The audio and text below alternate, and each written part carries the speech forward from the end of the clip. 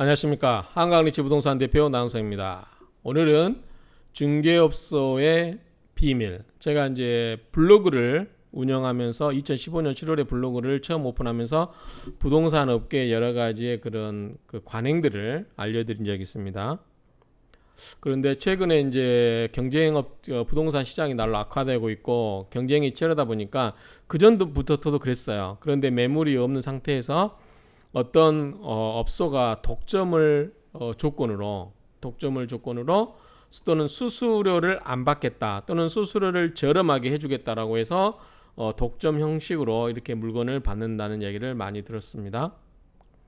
근데 그동안 제가 이제 침묵을 했던 거는 뭐 그게 크게 의미가 없고 뭐 그 사람의 생존권이 있어서 그런가 보다라고 넘어갔는데, 이게 이제 그러면 안 될 것 같은 생각이 들어요. 그동안 이제 제가 깊게 생각을 안 해봤는데, 이걸 생각해 보면 무슨 문제가 있냐면, 자, 좋게 보면 부동산 중개업자들 간의 수수료가 골고루 분배되는 게 아니고, 그거를 제한했던 임대인에게 수수료 무료를 제한했던 그런 업체가 아무래도 계약을 많이 하겠죠. 근데 수수료는 없기 때문에 똑같은 거 아니냐라고 하겠지만 그게 아닙니다. 뭐냐면 수수료, 예컨대 우리가 현재도 협의이기 때문에 수수료를 협의해서 정하지 일방적으로 많이 받지 않아요. 제 경험상으로도 정말 수수료를 제대로 법정 수수료를 다 주신 분도 계시지만, 아니면 대부분 협의를 해서 많이 깎았습니다. 그리고 저도 크게 욕심을 내지 않았기 때문에 그렇게 많이 했어요. 그리고 저랑 같이 했던 이렇게 비대위 활동을 했던 또는 저를 알고 있던 분들이 오시기 때문에 야박하게 많이 받지 않습니다. 그런데 이제 다른 업소에서 무료라든가 아주 저렴하게 해서 잡아요. 그런데 왜 그 사람들이, 그 사장님들이 물건을 독점하면서 공동중개하자라고 하면, 우리가 손님이 있어서 연결하려고 하면 수수료를 안 나온다 이런 식으로 이야기를 해요. 수수료가 안 나온다. 근데 특별한 사정이 있을 수 있죠. 자기 가족 거라든가 그래서 수수료를 못 받는 경우도 있지만, 그러하지 아니함에도 불구하고 수수료를 안 받는 것은 그 사람에게, 나에게 당신 물건을 독점을 주세요 라고 이야기하면서 그 물건을 내 집에 살러 온 임차인 또는 그 집을 살려고 하는 매수인 또는 내 상가에 와서 장사하시려고 하는 분에게 덤탱이 씌우는 거예요. 덤탱이. 예를 들어서 전세 9억짜리를 하게 되면 임대인한테는 수수료를 안 받고 임차인한테는 0.8%까지 받을 수 있어요. 보통 근데 0.8% 다 못 받죠. 그런데 물건이 나만 갖고 있기 때문에 살려 들어온 사람은 어쩔 수 없이 울며 겨자 먹기로 수수료를 많이 줄 수밖에 없어요. 예를 들면. 그런데 여러 경쟁 시장에 있어서 여러 업체가 똑같이 그런 여러 물건을 들고 있다고 하면 그렇게 독박을 씌울 수가 없죠. 그런데 자, 주인 입장 생각해 보세요. 내가 수수료를 안 내겠다고 해가지고 그 전세를 놓을 권리를 어떤 특정 업체만 주었는데, 그 업체가 내 살로 들어온 사람한테 독박을 씌운다. 기분 좋습니까? 내가 그 사람에게 나쁜 업을 쌓는 거예요. 그거는 하시려면 나는 수수료를 안 낼 테니까 뿌리세요. 부동산에 다. 그 대신 부동산에 따라서 들어오신 분한테도 저렴하게 해주시는 부동산이 있잖아요. 그러니까 내가 수수료를 안 받겠다고 해서 특정 업체만 맡기지 말고, 수수료 안 받겠다고 하면 쫙 뿌리세요. 부동산에. 난 동일한 조건으로 하겠다. 그러면 나로 인해서 내 집에 살러 온 사람이 피해를 당할 이유가 없죠. 그렇죠? 여러 업체가 있기 때문에. 마찬가지로 또 거꾸로 생각해 보면, 집을 얻으러 다니신 분이 그 부동산에만 그 물건이 있다. 그런데 가격 협상이라든가 수수료 협상 이런 게 내고가 안 된다. 수수료를 법정 수수료 다 받겠다. 그건 뭐냐면, 저쪽에서 주인한테 수수료 못 받으니까 나한테 독박 씌우고 있구나, 이렇게 생각하시면 돼요. 그러니까 계약하시기 전에 수수료 얼마를 받을 건지 먼저 한번 물어보세요. 그러시면 되고요. 또 상가도 마찬가지예요. 내 상가를 빨리 나가서 월세를 받아야 하는데 상가가 안 나가서 월세를 못 받고 있다고 가정해보세요. 내가 어떤 특정한 부동산 사장님한테 그 권리를 줬어요. 세를 넣을 수 있는. 당신한테 수수료 안 받을 테니까 세를 놔주세요. 근데 여러분들 중개사한테 주는 수수료보다 한 달 들어오는 임대료 수수료보다 클 수가 있어요. 근데 상가가 몇 달 동안 또는 심지어 6개월, 1년 논다고 생각해보세요. 물론 상가가 안 좋아서 안 나갈 수도 있지만, 안 나갈 이유가 없음에도 불구하고 상가가 그렇게 돼 있다고 하는 것은 여러분이 심보를 고약하게 먹었기 때문에 그런 일이 생기는 거예요. 자기 발등을 자기가 찍는 거예요. 내가 수수료를 안 줄 수는 없지만 조금이라도 주고 주겠다고 하고 여러 부동산에 내 상가를 놔달라고 하면 더 좋은 좋은 상가 임차인이 들어와가지고 더 좋은 업종, 더 좋은 조건에 들어와서 살 수 있죠. 근데 여러분이 상가를 수수료 안 주겠다고 하는 순간 여러분들은 발목 잡히는 거예요. 상가 안 들어와서 월세 안 받아도 손해는 여러분 주인이 손해인가 그죠. 거기에다가 임차인이 권리금을 받고 나가죠. 권리금 작업을 합니다. 부동산에서도. 예컨대 권리금이 흑석동에 보면 1억 넘는 것도 있고요. 싼 거는 뭐 1,000만 원, 2,000만 원짜리 있어요. 그런데 권리금을 예컨대 임차인 새 들어 산 사람입니다. 1,000만 원만 받아주셔야 되는데 주인이 수수료 안 주니까 거기다 내가 수수료 쪽으로 해서 1,000만 원 더 얹어가지고 권리금을 2천에 새로 들어온 사람한테 덤텅이 씌워서 1,000만 원 내가 먹고 1,000만 원은 지금 들어와 있는 세입자한테 주거나 이런 식으로 할 수 있죠.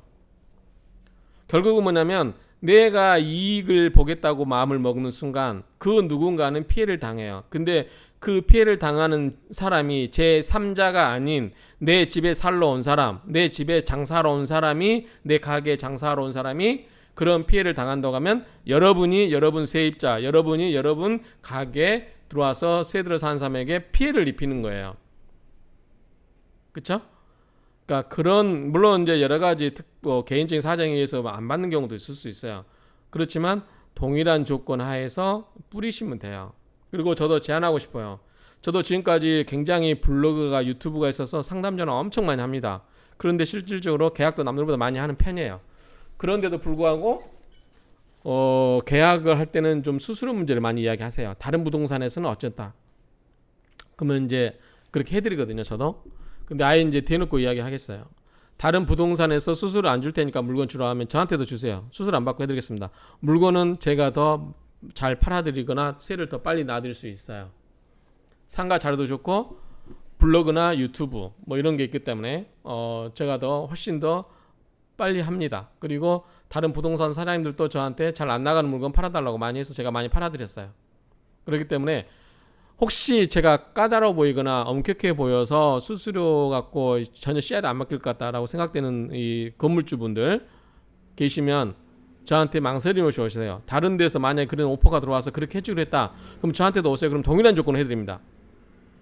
심지어는 더 저렴하게 해드릴 수도 있어요. 그래서 더 빨리 빼드리고 저희는 양심껏 중간에 장난치지 않습니다. 권리금 갖고도 장난쳐본 적이 없어요. 다른 부동산에서 하는 걸 제가 묵인한 적은 있지만 제가 나서서 적극적으로 제가 권리금을 장난친 적은 없습니다. 제가 양심껏 뭐 부동산 중개를 해가지고 떼돈 벌 마음도 없고 그런 적도 없습니다. 정정당당하게 설명했고 좋지 않는 물건은 좋지 않다고 설명을 드렸습니다.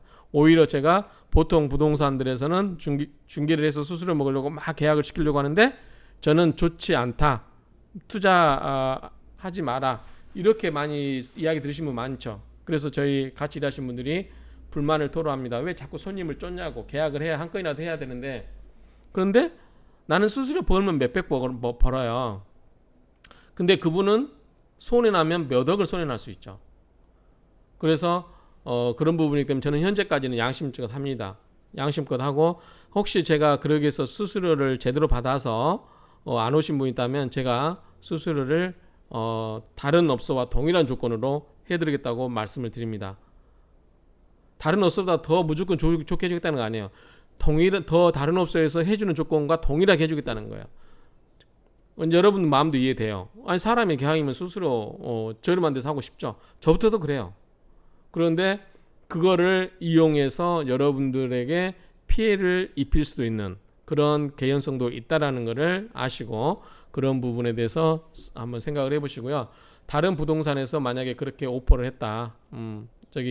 수수료를 저렴하게 하거나 무료로 했다 그러면 저도 동일한 조건을 해줄 테니까 저에게도 물건을 내주시기 바랍니다. 그래야만 여러분들의 손님이 피해가 당하지 않습니다. 혹시 거꾸로 그 물건을 보러 다니시거나 세입 물건을 찾으시거나 전세를 얻거나 월세를 얻으시려고 하시는 분들은 저에게 오세요. 아니면 그 부동산에 뭐 광고를 보고 가시도 좋은데 물어봐서 그 부동산만이 독점하고 있다 그러면은 내가 잘못하면 독박 쓸 수도 있구나. 농간을 당할 수도 있겠구나라고 생각을 하시면 돼요. 그래서 이야기해 보시고 수수료라든가 이런 걸 사전에 다 조율을 하시고 만족하시면 계약을 진행하십시오. 저희한테 안 해도 돼요. 그런 경우는 그분이 정직하게 하고 있기 때문에. 부동산 사람들이 모두 다 그렇게 부정직하게 하는 건 아니거든요. 그러니까 충분히 여러분들이 현명하게 대처를 하시면 돼요. 어떤 특정 업체가 물건을 독점하고 있을 때 거기에 얻으러 가신 분은 거기에 대해서 권리금이라든가 이런 게 수수료가 적정한지 그거를 다른 부동산에 물어보면 금방 알아요. 그게 적정한지 적정하지 않는지. 그렇죠? 그러니까 그런 부분 그래서 한번 여러분들이 생각을 해보시고, 이 중개업소는 중개사가 스스로 정화할 수도 있지만 외부 손님들이 정화를 시켜줘야 될 필요가 있습니다. 특히 8월 달에 허위 광고하면 과태료 500만 원 맞습니다. 또는 6개월 동안 네이버 매물 등록이 금지됩니다. 이런 식으로 이제 8월 달부터 허위 광고에 관한 제재가 시행됩니다. 이게 진작에 했었어야 돼요. 실제로 매물은 한두 개밖에 안 되는데 광고는 막 2, 300개가 올라와 있죠. 과다 경쟁입니다. 허위 매물을 올립니다. 여러분들 소비자 입장에서 더 혼란스럽습니다. 그렇기 때문에 항상 의심스러울 때는 좀 더 냉정하게 여러 업체를 탐방을 하거나 전화를 해서 물어보고 하시고, 독점 업체에 접근하실 때는 수수료 부분을 혹시 나한테 덮어 씌우는 부분이 있지 않나, 이런 부분을 체크를 하셔서 미리서 하시고, 만약에 나도 괜찮다라고 하시고 그렇지 않은 경우는 다른 부동산을 통해서 간접적으로 하셔도 됩니다. 결국은 우리 임대인이라든가 건물 소유주, 상가 소유주분들이 각성을 하셔야 될 부분입니다. 이 부분이 나로 인해서 내 집에 살러 온 사람, 내 상가에 장사로 온 사람, 그래서 맨날 나가고 이렇게 들어오고 하는 거, 그거는 좋지 않죠. 나로 인해서 어떤 사람 들어와서 편안하게 오랫동안 살아서 상가에 들어오신 분은 돈도 벌고 이래야 되는 거잖아요. 근데 자꾸 가게가 바뀌고 그런 경우는 결국은 내 상가 가격도 떨어지는 일이 됩니다.